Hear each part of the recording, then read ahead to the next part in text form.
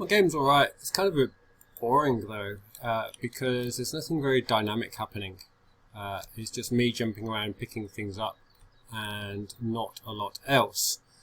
So I think we should have a moving platform in here, so we can do things like timed jumps. It just makes it all look a bit more movementy as well. So I'm going to add in a new sprite. Oops, where did it go? This one, and we will make it it's just going to look like the other platform, but we'll make it a different color so that it looks different, so we can tell it's different. Yes, that's what. Edit the hitbox, just the usual stuff that we need to do. So use a custom collision mask, add a new polygon, move these corners, and those look like great positions there. Good enough anyway. I will just make that level at the top. That'll do. So I have a moving platform which I have called new object. You know what? We really do need to get this right. So edit object, and we're going to call it moving platform. And in fact, I'm going to make it a little bit more clear than that. Moving platform vertical. So it's going to go up and down. Now, the way we're going to do this, so it's going to go up and down in this space here. The way we're going to do this is with the tweening behavior. So if I edit it again and go into the behaviors, I can add the behavior of tween, which does what it says here: smoothly animates the position, angle, scale, other properties. So basically you give it a start position, a finish position, and it animates everything in between. So we don't get to do anything here, it all happens in the event sheet. So where are we to begin with? We are at y coordinate, let's say y coordinate 100-ish, and we're going to get it to go down to y coordinate, say 500-ish. Looks about right to me. It's going to go up and down in that space there.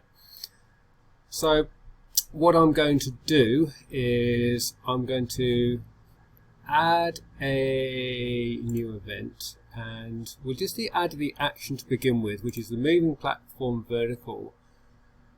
We are going to tween its position. So where is the position tween?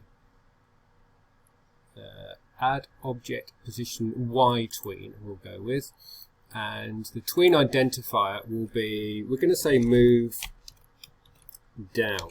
It needs to be in speech marks. Move down, and it's going to move down to 500.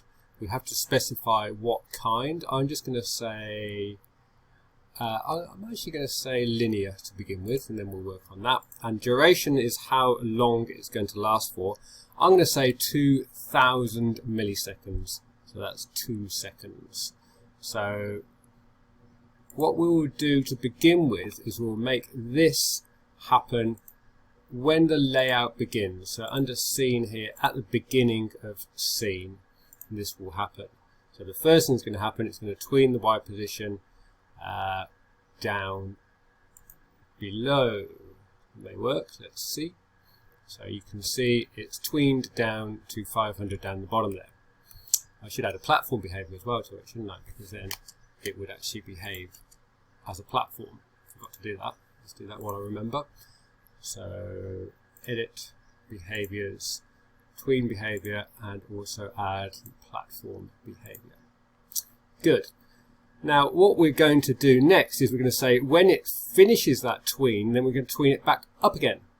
So in the event sheet, we're going to say add the condition when the moving platform vertical tween finished playing, and the tween identifier was moved down, wasn't it? So when move down finishes, we're going to do a different tween, which is actually what I'm going to do here. So I'm going to take this one and Control C, Control V, drag it down to here, just so I don't have to do it all again.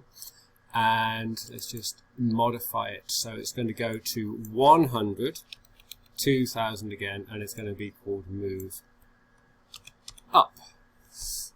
Okay, so when move down is finished, it's going to do move up.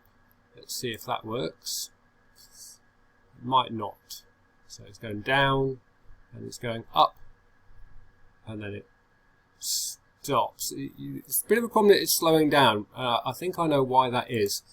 I think this condition keeps being triggered, so I'm going to add another condition to it, which is the trigger once. Trigger search, yeah. Trigger once while true. I think that's going to fix that funny little issue we had with it going down and then slowing when it got back up to the top. Yeah, and then it goes back to the top, but it doesn't do any more. So now what we need to do is we need to make it, when it's finished moving up, it moves down again. So I'm just going to do some more copy stuff. So Control C, Control V. So when move up has finished playing, then we can actually just directly copy this one, can't we? Control C, Control V, and we're going to move down. So just to recap, oh, we need the trigger once as well. So Control C, Control V. Yeah. So just to recap, at the beginning of the scene, it's going to do the move down. Then when it's finished move down, it's going to do move up, and when it's finished move up, it's going to move down, and so on and so forth. Let's check that works. Moving down, moving up, moving down, moving up, etc., etc. That seems to be working as planned. One thing you can play with is different values here. I quite enjoy using bounce. Is pretty fun. So let's just put bounce in for all of these. And we can just delete that and then choose it, I think. Bounce, yeah. And let's do it here as well. Bounce. Just as an example of what a different choice of easing might look like. So you can see it bounces and it bounces. I quite like that effect. And oh, I missed it this time. Yeah. Oops. And so on and so forth. Right.